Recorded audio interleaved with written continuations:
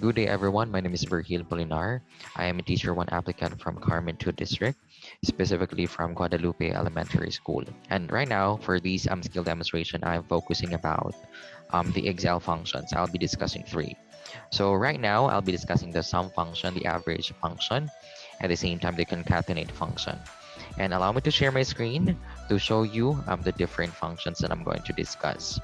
So let's start first with the sum function. All right, as you can see in here, so I am the one who's manipulating the screen. You have grades 1 to 6 and you have the number of pupils. And you are tasked with your school head to total the number of pupils per grade level or the total number of learners in the whole campus. Instead of you doing it manually, you can use the sum formula or the sum function by following the following steps. Equal sign, but first you need to select the cell that you want to input your answer. Equal sign, then put the word sum or type it, open parentheses, and you need to drag from the very start until the end of the numbers or cells that you want to add. That's from D4 up until D10. D9. That's what I'm showing in here. Then close parentheses and you hit enter and you got it already. So simple as that, it's 183 in total. So that's the very first Excel function that I'm showing. That's a basic. Second useful Excel function is the average function.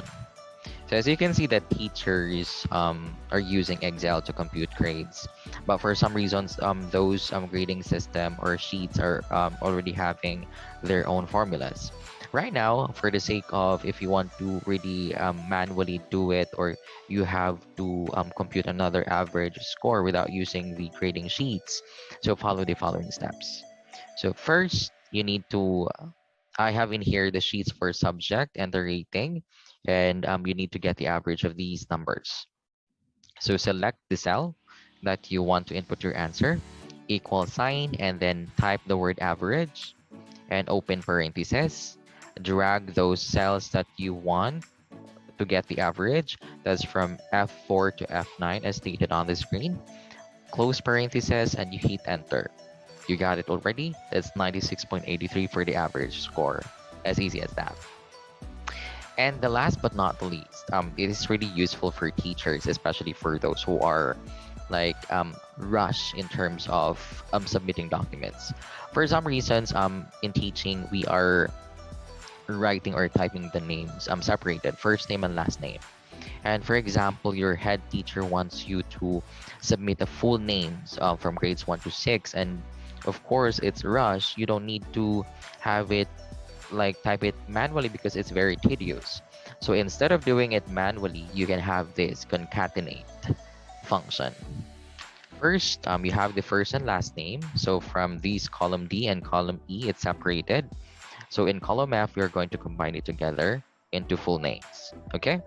First, you need to select again the cell that you want to input your final answer or the outcome, which is the full name. Put or type the equal sign and type concatenate.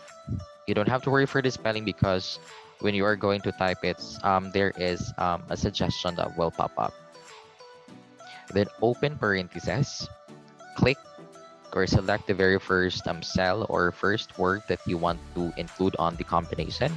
Then input comma, and right after this you need to separate this one via using a space or a comma, right? So as indicator that you want to separate this one using a space, you need to type in open and close quotation, and please include a space in between them. That's an indicator that you want to separate it using the space option. After that, another element, for every element, you need to put comma as indicator that you need to proceed to the next element that you're ready for it to click. So that's the last name for you to combine it. So that's a combination of D4, that's Maria, then quotation, that includes that's the space in between the two words or the two names, and then E4 that represents the last name. So after that, close parentheses and hit enter. You have Maria Abaniel combined already, And you don't need to do it again for John, Mark, Sheila, and Jonathan. You just need to click the cell for combined name and hit or drag downwards, and then you have it already. All right, so I hope you've learned something about my Excel functions, about the tutorial.